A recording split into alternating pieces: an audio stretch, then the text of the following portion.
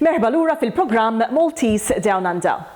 Fit-taqsima li jmiss, Mark Avellino ser laqana mal-President tal-Klabb tal-Futbol tal-Green Gully, Charles Farrugia. The Maltese have had a connection with the local football scene since the early 50s, when two clubs of Maltese origin were formed in Melbourne's western suburbs. Today we meet with Charles Farrugia, the President of the Green Gully Soccer Club. So Charles, who started Green Gully? Green Gully, the person that started it, he's on the board there. He's the founder of the club by the name of Henry William Mokes, who migrated to Australia, and in Malta he was involved with Floriana Football Club. His family was involved with Floriana, hence the colours green and white. So that was in the early, around about 55, 56, and it was started with one team only, under 12s, and then it grew from there. Senior soccer is first team football, but started to be played in 62.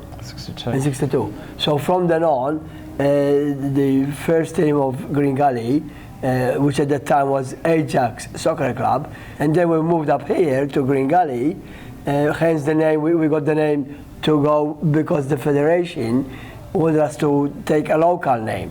So being here at Green Gully, we formed the name Green Gully Soccer Club. So prior to being at Green Gully, where were you based? We were based in Station Avenue, in the sort of middle of St Albans, down about 2 or 3, probably 2 kilometers from here. In the main road of St Albans, where Kielba Hotel is there now, it was all paddocks. And then when council bought this land for future park and gardens and so on, we were trying to get somewhere. We can't play in paddocks, and so on. So then they decided to bring us up here. They gave us permission to come here. There was no electricity, no water. So when the members started with the club, were a lot of the players from Maltese origin, or were there players from Malta that mixture? There was a lot of Maltese, but there was also a mixture of other migrants, namely people from Holland, Dutch people, maybe Polish or other national, but mostly it was Maltese with about 4 or 5 Dutch children. Wow.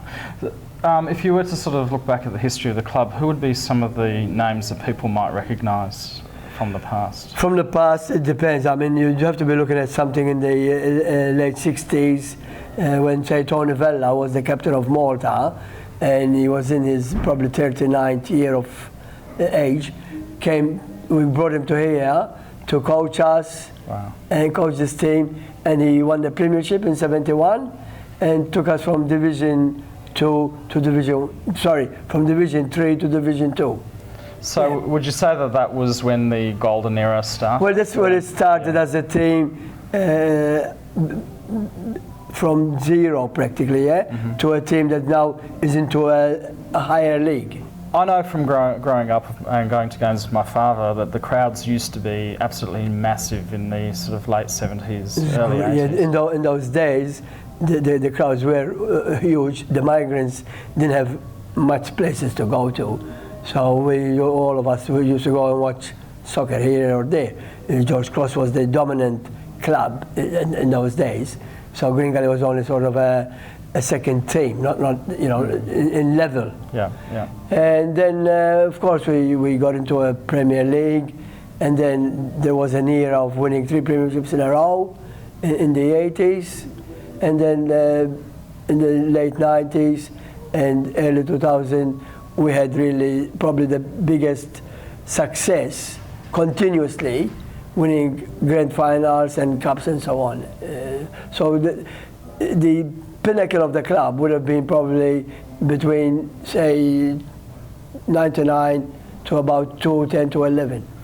What would you say is the biggest difference from the early days to now, from the way that the game is played and the club is managed within the leagues? Management of the teams is difficult as the years grew longer, and you've got to pay players, and so it was much more professional in that sense. I mean, if you're a purist, you want to see football played as a passing game, there was plenty of that, but there was also a lot of British influence, English influence. So there was a lot of hard tackling, physical, and that was a lot in the 80s. And in the 80s was very strong, British-minded. British migrants come out here, and their game is more physical and more strength in it than passing. It's better to give a long ball and tackle someone than just pass the ball and play on. And then, of course, the National League came into action in the late 70s, and Green Gully got into there after winning 3 premierships in 83, 84. The National League at that time was what they called the Phillips National League. So it was played Australia-wide. So the competition was a league of interstate games being played everywhere. That went all right for about 20 odd years.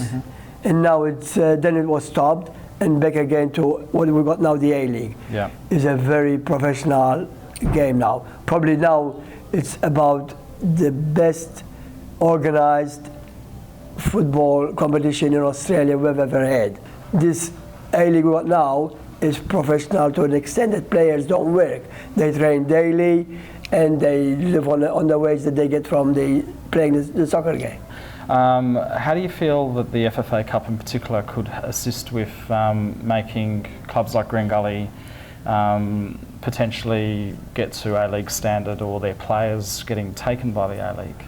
That's something that's happening now, taking players of clubs like us in the Premier League. We're more or less now we look at more as a feeder clubs to the National League teams now. So what they did, then they brought this National FFA Cup, played Australia-wide. So at the end, if you keep going to the last, say, 16, then you meet the National League teams. In the case like clubs like Bentley Greens did it, and last year Hume did it. Yes, yeah. They made the finals and so on, which is good because you're playing against these clubs, and it gives you that impetus to aim for throughout the year. And that's what we this year we're trying to do. Yeah. It's trying to get into a position where we will be playing FFA Cup and win games, and hopefully move up another step. Yeah. Charles, you know, in the days of the NSL, you had the rivalry between George Cross and Green Gully, and I believe the derby was an amazing experience to live through. Could you sort of retell us what that was sure like? it was. Yeah, sure it was. We got promoted to the top league in Victoria, which was then called the State League, which we were played against George Cross, and that was a very big derby game, home and away. People that didn't go every week to soccer, but for that game they would go, whether it's here or at Chaplin Reserve or anywhere else that we played. So probably 78, I think, when we started, or 77, till recently, maybe about 4 or 5 years ago, it used to be a very big game for both clubs.